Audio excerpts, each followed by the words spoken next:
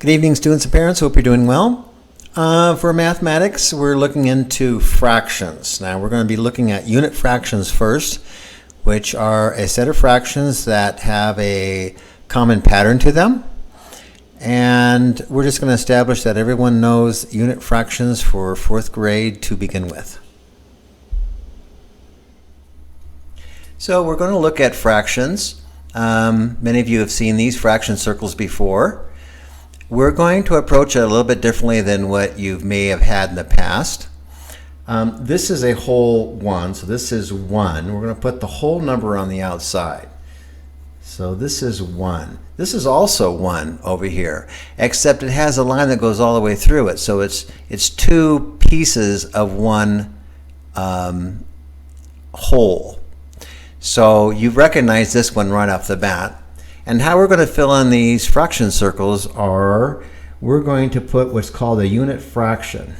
So the unit fraction is the smallest amount and still having that fraction. So 1/2, just this half, is called a unit fraction. So that's the smallest amount that we can have of this whole if we're talking about halves. And there's always a 1 in the numerator and a 2 in the denominator. So if that's the case, what would this fraction be for this? I know you've seen this before. Halves, you know, are very common. What's this one? And if you said 1/3, you're correct. So 3 is the number of divisions that we've taken this whole into, and this is one of those 3 divisions. So each of these would be 1/3. So these are called unit fractions.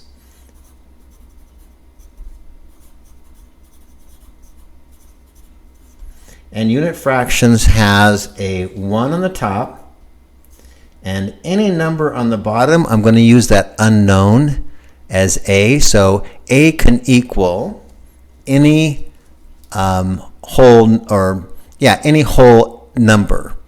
So a is going to equal, it could be 1, 2, 3, and so forth. These dots means that this goes on forever. 1, 2, 3, 4, 5, 6, 7. So we're going to use this unknown. We're going to say these numbers can replace this unknown a underneath that. This is called a fraction bar. So let's look at this one. How many sections is this one divided into? And if you said 4, you're correct. So that's going to be one of these whole numbers. So let's just say this is 4. And for a unit fraction, it's just one of those 4s. So each one of these is 1/4. So I know this is extremely easy. We're going to start out easy and understanding what a fraction actually is. Oh, what I was doing there. So this one got carried away. This one's going to be what? Let's go ahead and put our fraction bars in. Some of you like to do this first. Okay, kind of find a pattern. Every fraction is going to have a fraction bar. These are called common fractions. Okay, and every fraction is going to have a 1 at the top. Because if we look at our example here, this means that every fraction is going to look like this, but this a can change. This a can have different numbers depending on how many sections we divide this one whole into. Okay, so how many sections does this divide into? If you said 5, you're correct. And you're probably thinking right now, Mr. Budinger, this is so easy. Why are you taking so long? Is because I want you to understand that each one of these, one part of these, is called a unit fraction. If I cover up these two in thirds, that's the largest fraction, that's the smallest fraction I can have and still have 1/3. If I go smaller than that, then our fraction changes to 1/4. See how 1/4 is smaller? See how this section is smaller than this section? So 1/3 is a larger fraction than 1/4. And 1/4 is a larger fraction than 1/5. So yes, the idea of just putting in numbers is pretty straightforward because you know the numbers 1 through 10. I hope all of you do. And that's relatively pretty simple. But we're going to be using fractions in a way that becomes a little bit more different when you start to think about how they're arranged. So this one, you could do the same thing if you want. You could put in a fraction bar into each one of these sections, and you could say one thing or the other. You can say, how many sections do I have in this one whole? So remember, this is one whole just like this is, except this one's divided into 6 equal parts. So let's go ahead and put a 6 down here. You could do it this way as well, and then put your 1s in. So again, using this as an example, A, this unknown, we've filled in with number 6, which is out here somewhere, because there are 6 equal parts to this whole right here. Here we have 2 equal parts, 3 equal parts, 4 equal parts, 5 equal parts, 6 equal parts. I know you're seeing the pattern. You're saying, okay, this is really easy again, Mr. Buttinger, but if I said, what is the unit fraction here? You would have to think of what would be the smallest fraction we could have and still have that same fraction. And the smallest fraction we could have for 6 is 1/6. Okay? So I'm going to go ahead and fill these in. You can go ahead and follow along, and then we'll talk about the next thing we're going to do with this, these fractions.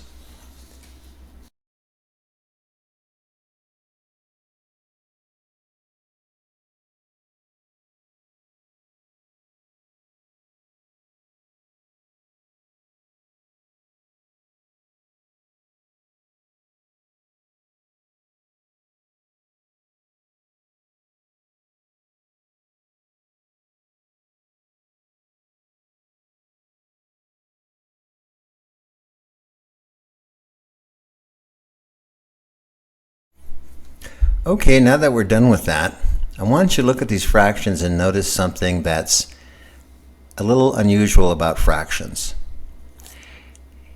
As we go from one whole to a half, to a third, to a fourth, to a fifth, to a sixth, and keep on going down the page, do the fractions get larger or do the fractions get smaller? Now we're just looking at unit fractions. So if I look at 1/3, of the unit fractions, I'm just looking at this third. Is that a larger amount than 1/6? What do you think? If you said, yes, Mr. Buttinger, 1/3, if I got 1/3 of a piece of cake and my friend got 1/6 of a piece of cake, they would think that I got a larger piece of cake. And they would say, hey, you got a larger piece of cake than I did. And they may go back and say, hey, I want the same size piece of cake. Now, that happens through all these fractions. 1/2 is the largest fraction that we can possibly have. If we don't divide something in half, then it's just a whole. There's no fractions involved. As you get down to the bottom of the page, let's look down here, you can see that 1/6 is larger than an 1/8. So if we look at 1/6 like this, it's larger than 1/8. Okay. So on the back of the page, so we're going to turn this page over. Okay. I'm going to list all the fractions you're going to have. You're going to have one whole, which we can write like this. This equals 1. So just to keep the pattern kind of consistent, you can have 1/2. Okay. You can have 1/3. 1/4, 1/5, okay, 1/6. Now we're going to skip 1/7. So 1/7 I'm going to put up here, we're going to put we are not going to have fractions in the sevens. It may come up periodically, but we're going to skip that odd fraction. There's a reason for that. 1/8, 1/9, 1/10. We're going to put a star over this fraction. This 10th is going to be a very important fraction later on when we start dealing with decimals. 1/11 we're going to put up here and cross that out. We are not going to have sevenths or 11ths. 7/11. Those are going to be out. We aren't going to use those. So 1/12 is in the last unit fraction. So these are all the fractions we're going to have for 4th grade. Now my next question to you is, which one of these fractions is the smallest. The least amount. If you were to get one of these fractions, what would be the least amount you would of all these? What would be the smallest amount? We call that the least in math. If you said 1/12, you're right. And we can look down here, and certainly 1/12, this small little piece over here, okay, is much smaller than 1/2. So this is what makes fractions kind of odd. We're used to counting in our number line this way. 2, 3, 4, and things getting larger. That's in our whole number line. In our fraction number line, in our unit fraction number line, these are the smallest, and these are the largest. So our number line, things get larger as we go the opposite direction. And that's really a hard thing to understand. So that's why we have this simple exercise for that. You can see that that's true from our unit fraction circles that we did here, okay? And you can see the pattern here. Our pattern is what we have up here, 1 over a, and a can be any whole integer or any whole number. And as our numbers in the denominator get larger, 3, 4, 5, 6, 7, we can cross 7 out, 8, 9, 10, 11, we can forget about 11, 12. The amount that you actually get in that fraction is reduced. It's smaller, not larger. So that's the only thing we're going to use this one for. We'll come back to this next week and start thinking about combining and how we show fractions that are greater than just the unit fraction within the same fraction with having the same denominator. We'll show that next week. So you'll see this sheet again, but I just want you to get the understanding of how fractions are formed, okay, and that they go from the smallest. So as we start with 1/2, which is the largest, and get smaller, we could continue going on out here with those dots, like I said, 1/13, 1/14, 1/15, 1/100. This number it's infinite.